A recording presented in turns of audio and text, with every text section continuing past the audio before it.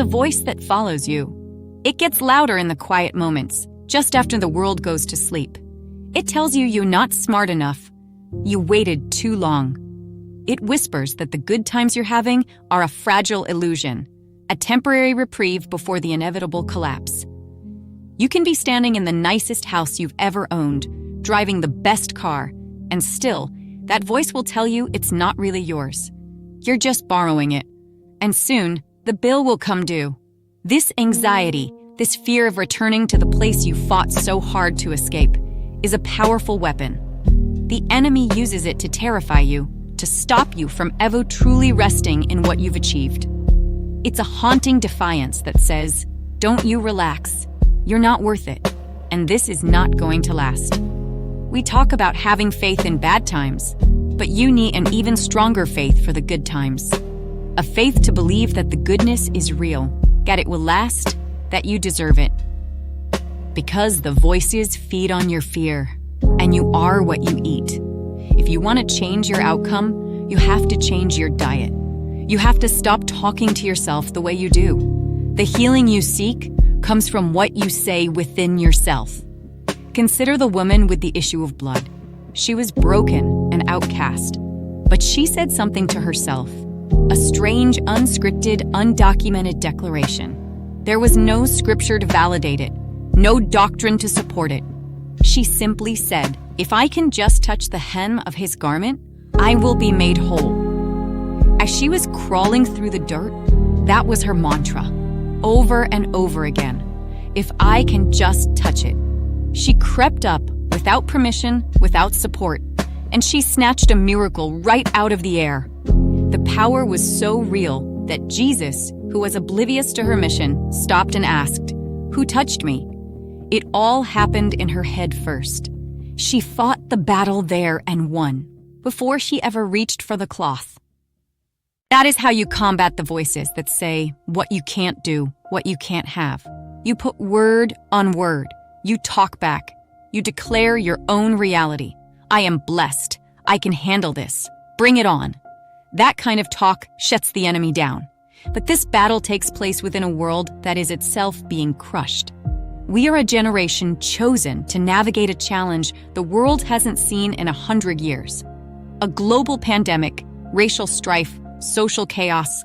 The stress is immense, coming at us from all directions, creating a trauma that has nowhere to go.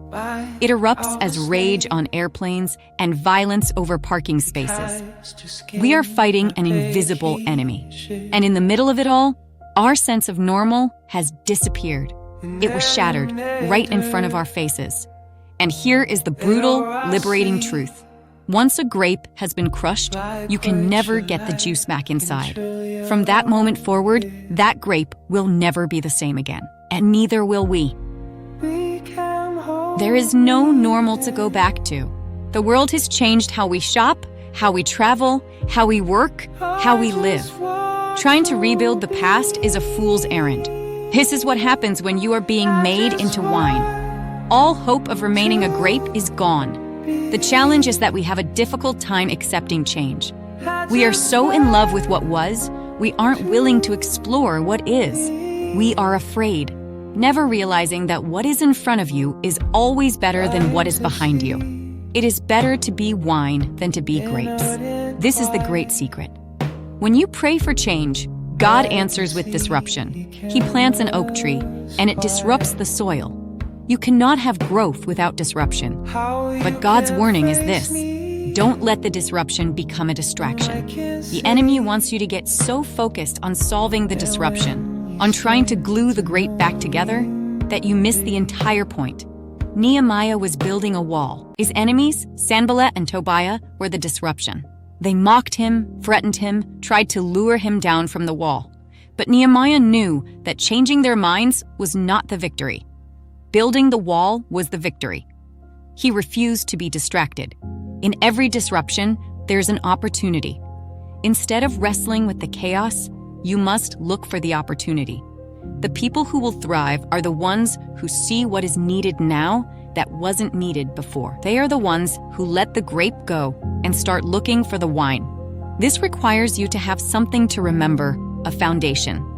For the Israelites, it was the Red Sea parting. It was a point of reference, a memory of God's power that they could use to face every giant that came next.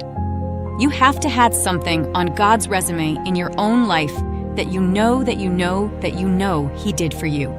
Because He has chosen you for this. He wouldn't have exposed you to this crushing if He thought you couldn't take it.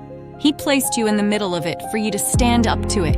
And the only question that will matter at the end of your life is not whether you survived, but whether you pushed as hard as you could. Did you fight the good fight?